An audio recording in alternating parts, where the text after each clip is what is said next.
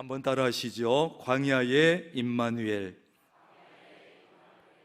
우리가 잘 아는 대로 임마누엘이라고 하는 말은 하나님이 우리와 함께 계신다, 이런 뜻이죠. 무슨 뜻이라고요? 하나님이 우리와 함께 계신다.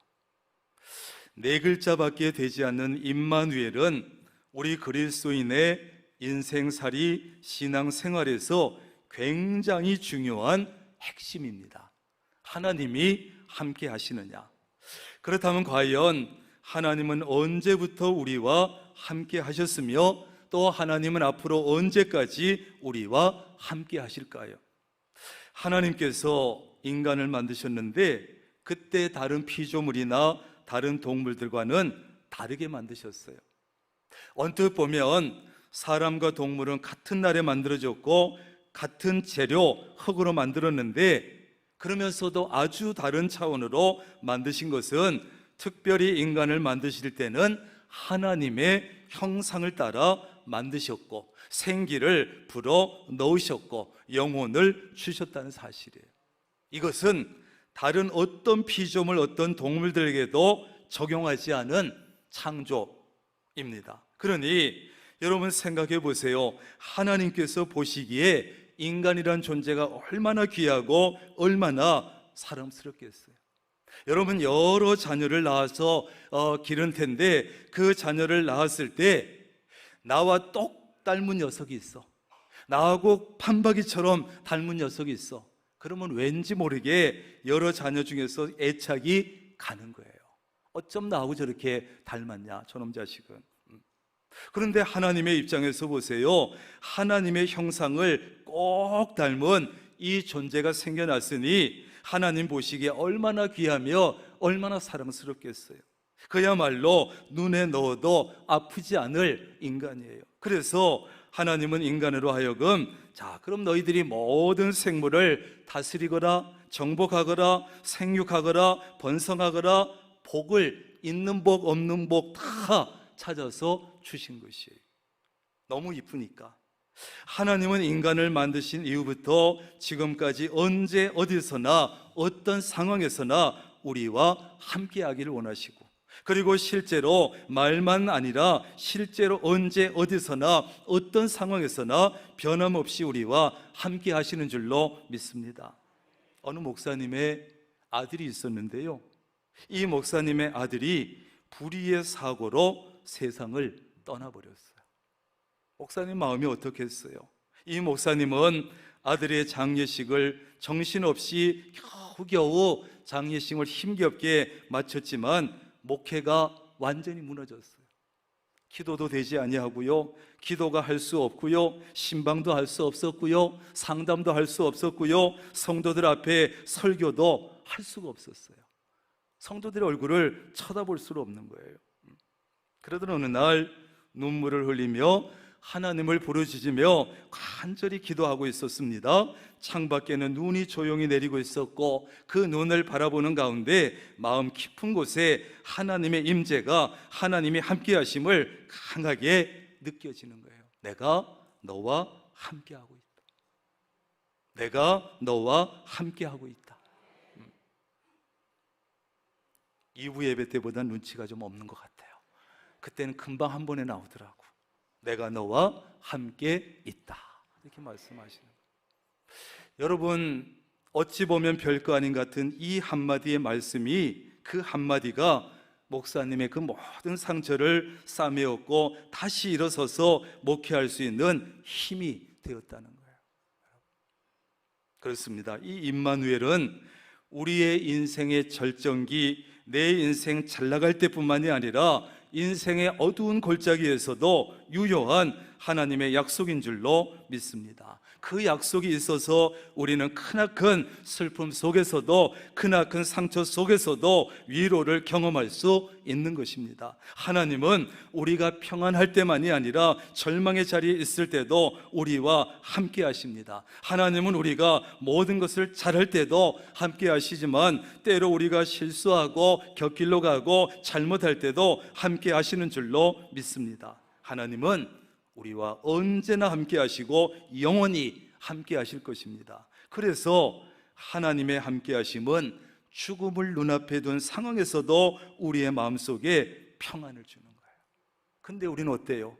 조금만 일이 안 되면 하나님이 있네 없네 죽었네 돌아가셨네 나를 떠나셨네 별별 소리를 다 하지만 하나님은 우리의 어떤 상황에서도 함께 하시는 거예요. 임마누엘 하시는 거예요. 여러분, 신앙생활은 여러분 혼자 하는 것이 아니라 임마누엘 하나님과 함께하는 믿음의 여정인 줄로 믿습니다. 처음 인간 아담과 하와가 살았던 에덴 동산, 여러분 못 살아보셨지요? 도대체 그 에덴 동산은 어떤 상태였을까? 참 궁금하잖아요. 여러분, 에덴 동산은 인간이 살아가기에 완벽한 환경이었어요. 모든 피조물, 다른 피조물, 인간에게 필요한 모든 것을 만들어 놓으신 다음에 거기에 마지막에 인간을 만들어서 쏙 집어넣으신 거예요. 그러니까 최고의 완벽한 환경이었고, 그만이 아니라 하나님께서 인간과 늘 만나시고 함께 하시고 대화하시고 소통하시는 완전한 임마누엘 상태가 에덴 동산이에요. 그래서 인간들은 아무것도 부족한 것이 없는 최상의 상태로 삶을 누릴 수가 있었습니다. 그래서 하나님은 그런 상태가 영원히 지속되기를 하나님은 원하신 거예요. 왜냐하면 하나님은 자신의 손으로 지으신 인간, 자신을 닮은 인간을 너무나 사랑하셨기 때문이에요. 그런데 인간은 어떻습니까?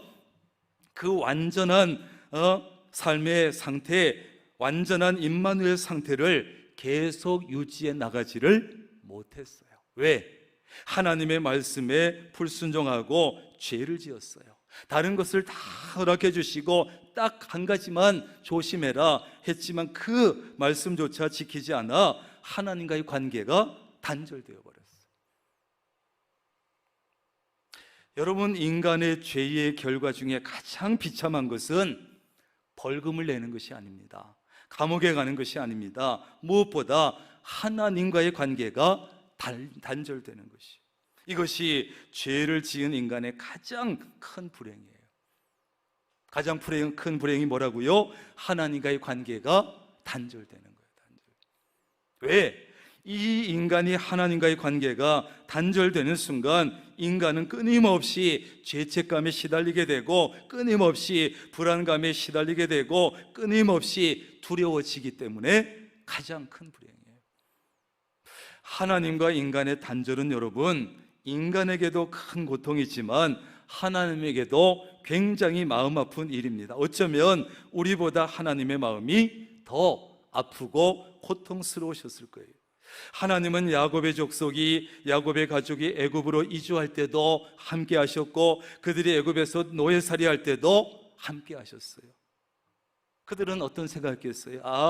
옛날에 처음에 올 때는 하나님이 함께 하셨지만 이제 이 노예살이 하는 거 보니까 하나님이 떠났구나. 천만에 노예살이 할 때도 하나님은 함께 하셨어요. 그러나 그들의 마음은 하나님에게서 점점 멀어지고 결국은 하나님을 거의 잊어버리고 살았어요. 그러다가 현실이 너무 고통스러우니까 하나님께 부르짖었습니다. 우리를 보시옵소서, 우리를 구원하소서. 그러자 하나님은 기다렸다는 듯이 모세를 세우시고 그를 통해서 그들과 또다시 함께 해주셨어요. 그리고 광야 생활을 시작하는 그들에게 성막을 짓게 하셨고 가나안에 들어간 이후에는 사사들을 통해서 그들과 함께 하셨고 그 이후에는 왕들이 세워지면서 선지자들을 통해서 그들과 함께 해주셨고 다윗 왕을 통해서 이제 성전을 짓게 하셨고 성막을 짓게 하신 목적도, 성전을 짓게 하신 목적도 하나님께서 그들과 함께 하시기 위해서. 하나님은 성막과 성전에 임재하셔서 그들을 만나주시고 그들의 기도를 들어주시고 그들의 제물을 받아주시고 그들의 죄를 용서하시면서 그들과 함께 해주셨어요. 지금까지 제가 얘기한 것 중에 무슨 표현이 가장 많이 나왔습니까? 함께라는 말이 나왔어요. 하나님께서 인간과 함께 하시려고 그렇게 애써 주셨지만 인간들의 범죄와 불순종은 멈추지를 않았어요. 마침내 하나님은 인간들과 정말 함께 하시기 위해서 누구를 보내셨어요? 예수 그리스도를 보내셨어요. 이름은 되겠지. 이름은 되겠지. 그리고 그 이름 자체를 임마누엘이라 그랬어요. 아예 이름 자체를 임마누엘이라 그랬어요. 왜? 이것은 하나님께서 무엇을 통해서가 아니라, 누구를 통해서가 아니라 인간의 몸을 하나님이 입으시고 인간들을 직접 찾아오신 것이기 때문에 임마누엘이라 그랬어요. 에덴 동산 이후에 구약 시대에 통틀어서 하나님께서 인간들에게 가장 가까이, 가장 친밀하게 함께 해주신 사건이 뭐예요? 성탄의 사건이죠. 예수님 오신 사건이에요. 왜 하나님은 이렇게까지 하셨을까요? 하나님께서 인간들과 함께 하시기 위해서, 어떻게 하면 저 인간들과 함께 할 수 있을까? 에덴 동산 만드시고 성막을 만들게 하시고 성전을 세우게 하시고 선지자들을 보냈지만 온전한 임마누엘이 되지를 않으니까 최후의 방법으로 독생자 예수님을 보내셨어요. 이러면 되겠지. 짧은 시간에 간단히 제가 핏대 세워가며 쭉 살펴봤지만 인간들과 함께 하시기 위한 하나님의 노력과 애쓰심은 정말 눈물겨울 정도예요. 어떻게 하면 저 인간들과 내가 함께 할 수 있을까? 그러나 지금도 인간들은 끊임없이 죄를 짓고 끊임없이 불순종함으로 하나님과 자꾸 멀어지려 하고 하나님을 벗어나려고 하고 하나님과 함께하기 어렵게 만들고 있어요. 누가? 우리가 그러고 있습니다. 오늘 본문은요, 성막이 완성된 직후에 이어지는 말씀이에요. 하나님께서 인간들과 함께 하시려고 만들게 하신 성막이 드디어 완성이 되었어요. 어떤 일이 일어났습니까? 구름이 회막에 쫙 덮였어요. 구름이 회막에 어떻게 덮였다고요? 착 덮였어요? 아니지요. 쫙 덮였어요. 그리고 여호와의 영광이 성막에 충만했다 그랬어요.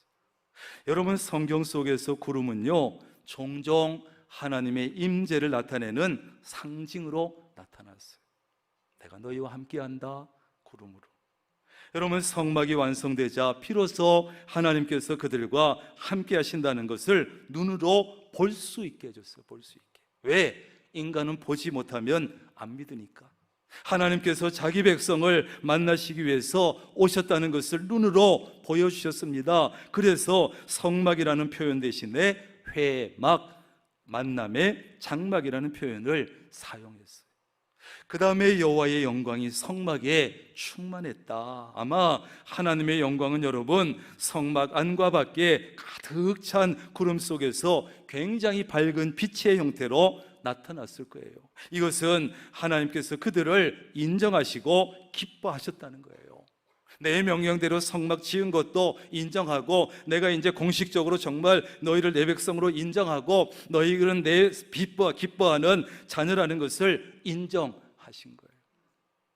다시 말해서 그들을 하나님의 소유로 삼으시고 그들을 구별하셔서 심판에서 구원해 주시고 재앙에서 보호해 주시고 갈 길을 인도해 주시고 가는 길에 동행해 주시고 승리하게 해주겠다 하는 뜻이에요. 이렇게 구름이 성막을 덮고 여호와의 영광이 성막에 충만하자 하나님께 크게 쓰임받았던 지도자 모세조차도 성막에 가까이 갈 수가 없었다는 거예요. 그러니 여러분, 일반 백성들은 말할 것도 없지요. 엄청나게 두렵고 엄청나게 떨리고 그러면서도 너무나 영광스럽고 감동적이었을 거예요. 그 엄청난 모습에, 그 놀라운 모습에 눈도 뗄 수 없고 입도 뗄 수 없고 발도 떼지 못했을 거예요. 얼어붙은 듯이 입만 쩍 벌어지지 않았겠어요. 물론 오늘날의 교회가 성막도 아니고 성전도 아닙니다. 교회는 성막이나 성전과는 다릅니다. 그러나 그 의미나 상징성이나 역할에 있어서는 가장 세상에서 비슷한 곳이죠. 하나님께서 예수 그리스도와 성령의 역할을 통해서 세상 속에 교회를 세우셨어요. 이제는 건물이 교회가 아니라 우리 그리스도인들이 교회예요. 따라합니다. 내가 성전이고 내가 교회다. 우리가 교회인 성도들 속에 이제 하나님 찾아오셔서 함께해 주십니다. 그러므로 교회는요, 사람만 가득하면 안 됩니다. 인간의 생각과 사람의 계획만 가득하면 안 됩니다. 사람의 욕심이 가득하면 안 됩니다. 사람의 영광이 가득하면 안 됩니다. 그런 교회 안에는 늘 다툼이 있고 늘 갈등이 일어납니다. 왜? 나도 사람의 뜻, 내 뜻을 이루게 하고 저 사람도 자기 뜻을 이루려고 하니까 늘 갈등이 있고 다툼이 일어나. 그런 교회는 좋지 않은 교회예요. 그런 교회, 그런 성도는 하나님께서 인정해 주시지 아니하고 기뻐하시지도 않습니다. 다시 말해서 하나님은 그런 교회, 그런 성도는 하나님의 소유로 삼아주시지 않아요. 하나님의 백성으로 삼아주시지 않아요. 그런 성도는 심판에서 구원해 주시지도 않습니다. 재앙에서 보호해 주지도 않습니다. 그런 성도가 가는 길은 인도해 주시지도 않습니다. 동행해 주시도 않습니다. 그런 성도는 그래서 승리할 수 있도록 도와주시지 않으니까 승리할 수 없습니다. 하나님이 함께 할 수도 없습니다. 그러므로 교회는 무엇보다 하나님이 임재하게 계셔야 돼요. 교회는 무엇보다 하나님이 임재해 계셔야 돼요. 아무리 수백, 수천억을 들여서 예배당을 지어도 하나님이 임재하시지 않으면 더 이상 그곳은 교회가 아니에요. 하나님의 영광이 가득해야 되고 하나님의 생각과 하나님의 계획이 교회 안에 가득해야 되고 하나님의 은혜가 가득해야 되고 그런 교회는, 그런 교회 안에 성도들 사이에는 다툼과 갈등이 잘 일어나지 않아요. 왜? 나도 하나님의 뜻을 이루려고 하고 너도 하나님의 뜻을 이루게 하고 나도 너도 함께 하나님의 영광을 위해서만 일하게 되고 그러니까 다툼과 갈등이 잘 일어나지 않아요. 그런 교회가 좋은 교회다. 좋은 교회. 하나님은 그런 교회, 그런 성도를 인정해 주시고 기뻐하십니다. 다시 말해서 하나님은 그런 교회, 그런 성도를 하나님의 소유로 삼아 주십니다. 백성으로 삼아 주십니다. 그런 성도들을 구별하셔서 심판에서 구원해 주십니다.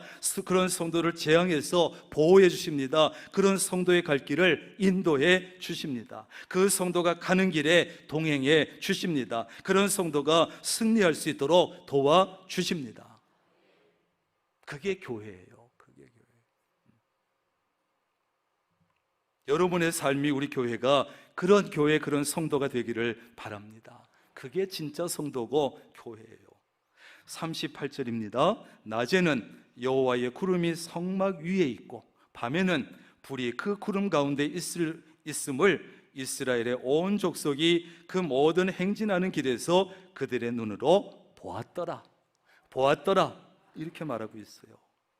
낮에는 성막 위에 여호와의 구름이 쫙 있고 밤에는 불이 그 구름 가운데 있었고 우리는 흔히 구름 기둥, 불 기둥이라고 표현하지만 원어로 보면 구름과 불이에요.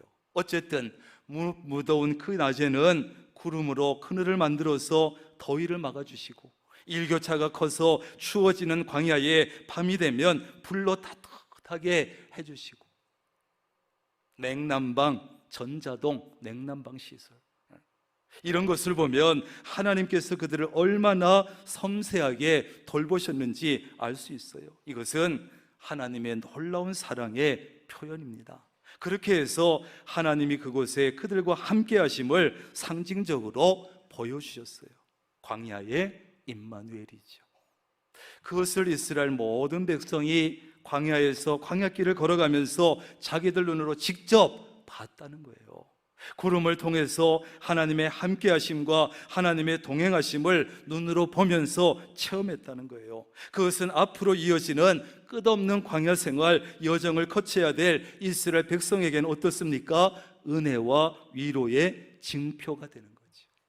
하나님께서 앞으로 계속해서 광야에서 광야 여정에 저렇게 함께 해주시겠구나. 처음으로 경험하는 너무나 힘겨운 광야길을 가면서 이스라엘 백성들은 얼마나 힘이 되고 얼마나 위로가 되고 얼마나 마음이 든든했을까요? 여러분 부럽습니까? 부러우면 지는 거다 그러지요. 부러워할 필요가 없습니다. 왜냐하면 이스라엘 백성이 경험했던, 체험했던 그 광야의 임마누엘의 은혜가 지금 우리에게도 계속 되고 있기 때문에, 계속 되고 있기 때문에 부러워할 거 없다. 지금도 하나님은 광야에서 이스라엘 보살폈던 그 세심한 사랑으로 우리를 보살피고 계십니다. 우리 모든 그리스도인은 죄악이 가득한 광야 같은 세상에서 벗어나서 천국을 향해서 지금 걸어가고 있는 중이에요. 마치 이스라엘 백성이 노예 생활하던 애굽에서 나와 젖과 꿀이 흐르는 약속의 땅 가나안을 향해서 가고 있는 것과 같습니다. 지금 우리는 광야길을 가고 있는 거예요. 광야. 지금 우리가 있는 곳은 천국이 아니라 여러분 광야에 있는 것이에요. 그래서 인생이 힘들고, 그래서 삶이 힘들고, 그래서 신앙생활, 교회생활도 힘든 거예요. 왜? 아직은 천국이 아니에요. 광야입니다. 광야. 그러나 우리는 나를 덮고 있는 구름 기둥과 불 기둥을 믿음의 눈으로, 영적인 눈으로 바라봐야 합니다. 바라봐야. 광야의 임마누엘, 광야의 임마누엘을 기대하고 바라보고 경험해야 합니다. 그래서 지치고 피곤하고 힘든 광야의 삶이지만 힘을 얻고 위로를 받고 마음이 든든해질 수 있기를 바랍니다. 그래서 때때로 힘들지만 광야 생활을 성공적으로 마치고 마침내 약속의 땅 가나안 천국에 반드시 도착할 수 있기를 바랍니다. 그게 우리 성도들의 인생 여정이에요. 그런데 이 구름 기둥은 광야 생활 내내 그냥 위에서 그늘만 만들어준 것이 아니라 광야 생활 내내 그들을 인도해 주는 안내자의 역할까지 했다는 것이에요. 36, 37절 구름이 성막 위에서 떠오를 때에는 이스라엘 자손이 그 모든 행진하는 길에 앞으로 나아갔고, 구름이 떠오르지 않을 때에는 떠오르는 날까지 나아가지 아니하였으며. 아멘. 이스라엘 백성은 광야 생활 내내 철저히 구름의 움직임에 따라 움직였다는 것입니다. 구름이 성막 위에 떠오르는 날은 일제히 준비해서 행진해서 앞으로 나아갔고, 구름이 떠오르지 않으면 구름이 떠오를 때까지 그 자리에서 몇 날 며칠이고 움직이지 않았다는 거예요. 이것이 바로 이스라엘 백성이 광야 생활에서, 광야길에서 승리하고 성공하는 비결이었습니다. 구름이 움직이면 움직이고 구름이 서면 서고, 이게 광야 생활, 광야길 성공, 승리의 비결이에요. 앞에서 구름은 뭘 상징한다고 그랬습니까? 하나님의 임재를 말합니다. 그러면 구름의 움직임은 뭐겠습니까? 하나님의 명령이요, 하나님의 지시요, 하나님의 말씀이요, 하나님의 인도하심이죠. 하나님은 이스라엘을 앞서서 인도하시면서 앞으로 나아가게도 하셨고, 그 자리에 멈춰 서게도 하셨고, 그렇게 광야 생활 내내 이스라엘 백성들을 훈련시킨 거예요.